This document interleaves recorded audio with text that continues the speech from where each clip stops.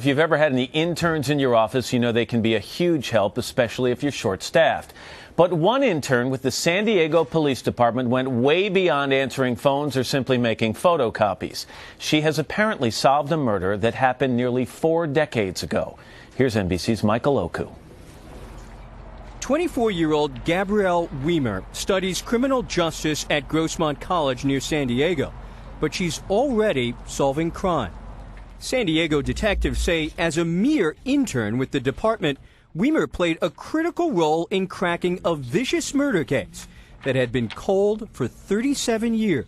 I was like, are you sure? Are you serious? It was early January 1972 when police entered this apartment and found Gerald Jackson, a postal worker and Vietnam vet, stabbed 50 times. We just didn't understand. We just did not understand how another human being could do that. The only clue, bloody handprints on a stereo. But until recently, there was no nationwide database for fingerprints. And there were also few detectives to help find the killer. We have 950 unsolved cases. I could keep 50 detectives busy working for years on these cases. We only have 7. Enter Weimer, remember, an intern, who took another look at the case. I noticed the great detail and the quality of the prints and thought it'd be a great idea to resubmit this evidence into our latent print unit. That's when another intern, Stacy Hogue, put the prints through a database and found a match. Authorities have now arrested 60-year-old Gerald Metcalf, who was charged but never convicted of a crime in Texas a few years after the murder, potentially closing a case that had long been cold. For today, Michael Oku, NBC News, Los Angeles. Gabrielle Weimer is the intern you just saw who's being hailed as a hero today, and Detective Sergeant Tony Johnson oversees the San Diego Police Department Homicide Unit, including their new intern program. Good morning to both of you. Good morning. What a good program this is. It's very good. Has it had success in the past before this case? This was our first big success, Matt. We've used them for other things that are more like computer data entry, things like that, but this is the first time we've actually had a big success being involved in the investigation of the Prior case. to Gabrielle looking at the case of Gerald Jackson, when's the last time anybody really paid a lot of attention to that case? No one ever had for, I don't think, 30 years. So it had been sitting in this file for a long time. Gabrielle, you're going through files. That's your job as the intern. You're reviewing all murder cases and things like that. What was it about this case that jumped out at you?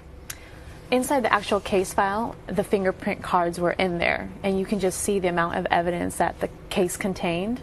And I just was thinking, we have to resubmit this. Resubmit it because you knew technology had come a long way from when this case was first examined? Definitely, it has advanced. So you take this fingerprint information and you bring it to the attention of Tony or Sergeant Johnson here. And then how long did it take to run these fingerprints through this new database? It was a process about 3 to 4 months. I think it's about 3 to 4 months. They have to go through all the files, list of people over and over again until they found the match. So 3 to 4 months, and do you kind of move off to other things and forget this and think, well, maybe nothing will ever come of that? Yeah, I had already left cold case. I was over at the intern unit at the forensic department. Can both of you describe the day when the news came back that, in fact, there had been a match found in this database? Well, I got a call from the lab, and they said that we got a match on your case. And when we looked at the circumstances of who the person was, it looked like it fit, and it just said, yeah, this is the guy. Gabrielle, you're an intern, and here comes the phone call that, by the way, by taking this fingerprint information and bringing it to the right attention and processing it, there's a very good chance you have solved a 37-year-old murder case. What reaction did you have? It was incredible. You don't think, I mean, you put the evidence in the process and you kind of think maybe something will come of it, and I didn't hear anything for 3 to 4 months, and then out of nowhere I get this phone call, and it was a great feeling. And we should mention, it's not solved because there's been no trial yet. Have you gotten any kind of confession from this Gerald Metcalf? Well, I think you're right. For law enforcement purposes, we've canceled or solved the case, but it has yet to go through the court system, so we want to make sure to preserve some details for court. To be continued. Let me bring in Michael Cameron and Linda Kayam. They are Gerald Jackson's brother and sister. He is the murder victim in this case. Michael and Linda, good morning to you. And can you just describe what this course of events has meant to you? I think for us, as for our family, it's been a wonderful revelation, and that this young lady took the time and the trouble through this new technology, and that our brother's case was selected, and now we hope for peace.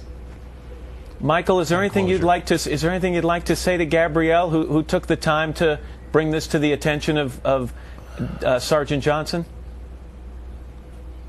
Well, we really want to thank her a lot, and I really hope she has a long, long career in law enforcement. Yeah, to care about this is really amazing. We appreciate it. I'm curious, Michael and Linda, the name Gerald Metcalf, who is now the suspect in this case, does the name mean anything to you? Did you know him back in the 1970s? No, from what we see in the paper, he and I are the same age, but I never knew the name. Don't recognize the picture. To my knowledge, we had no contact with him. Let me come back to you. Not for me. Okay, Gabrielle, let me come back to you. This is some resume item for someone. I mean, do you think this is going to speed the process of looking for a job for you? And Sergeant, should it? It should. If it was up to me, we'd hire her right now. I hope so. I'm ready for hire in May of 2009, so cross my fingers. What exactly would you like to do? Crime scene investigation, CSI. I want to be a forensic tech.